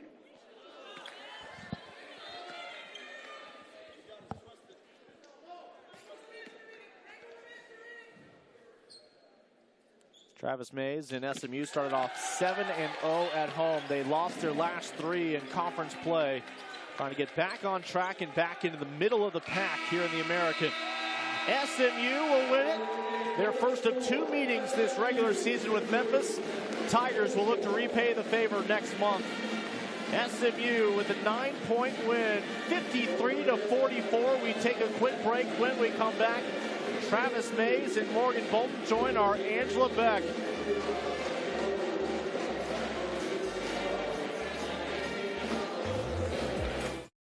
We are American. We are the spark that ignites, dazzling, brilliant, intense. We are plugged in with the volume turned up all the way. Because on this court, on any given night, the energy of 5 becomes the power of 1. That's power. We are power. In a city known for doing things our way, there's a university that's driven to do the same, to blur the outdated line between academic pursuits and active ones, not just to learn, but to experience, to create, solve, build, to explore and express, to lead. Because an education isn't something you get, it's something you do. SMU wins it 53-44 in comeback fashion, and nobody is happier to see Angela Beck than head coach Travis Mays. All 3 of his conference wins have come right here on the American Digital Network. The SMU head coach and Morgan Bolton are with Angela. Coach, congratulations. I might have to start calling you a magician. I don't know about that. 8-3 at home. What did you do differently there? Well, as I said at the end of the first half, we need to get more aggressive and play with a little bit more confidence. In the first half, it looked like we had absolutely no confidence. In the second half, we was able to break the pressure, and we were able to attack. And then Morgan Bolton saved the day at the end of the day. She just knocked down those threes and gave us some separation. Do you think being in this many close games paid off tonight? I think so. I hope it paid off. The thing is, I'm just glad Morgan had her confidence. She stepped into it, and she was able to make those shots, give us some breathing room. Well, they were doubling up, rolling inside. They got Adams a really tough man-to-man, and you needed Bolton, and she just came through. She came through big, but what I did like, all 5 players got aggressive in the second half, and it didn't matter. I just told them, let's make the right basketball play. It doesn't matter who take the shot. Everybody step in and take it with confidence, and they did. Congratulations. Thank you very much. I'm talking to the player of the game, Morgan Bolton. You're averaging 5.7 points, and you come in here and deliver 15 tonight. What happened? Well, they were just leaving me open in the middle of the floor, so I knew coming into the game, we watched some film, that I would get the open looks. So I made sure I practiced that middle three-pointer, and it worked out for me. What happened early? You got in a little foul trouble. Yeah, I was getting there late, and I was overrunning. I think I was a little anxious. How do you feel like you're doing as the quarterback? I've grown a lot this year, and it's been, thanks to Coach Travis, the coaching staff, Coach Brown. They've really, I've been in the film room, and that's really helped me, see the floor better, do better in transition, and, find my open teammates. Well, great job. Back to you, Lincoln. And again, congratulations to Travis Mays, Morgan Bolton, and SMU. Bolton goes 5 of 6 from beyond the arc for her 15 points. Teammate Alicia Froling is a rebound shy of a double-double on her birthday with 17 points, the game high. Mackenzie Adams, the 3rd Mustang in double-figure scoring with 12. For Memphis, 12 points from Taylor Williams, 11 points from Bria Elmore, and 10 rebounds from Beisch. But ultimately, when it's all said and done, a 9-point comeback win for SMU over Memphis, 53-44 for Angela Beck. I'm Lincoln Rose. A big thank you to our American Digital Network production team here in Dallas, Texas. Remember, next chance to catch us on ADN tomorrow night. A big one. Mustangs win this one here at home.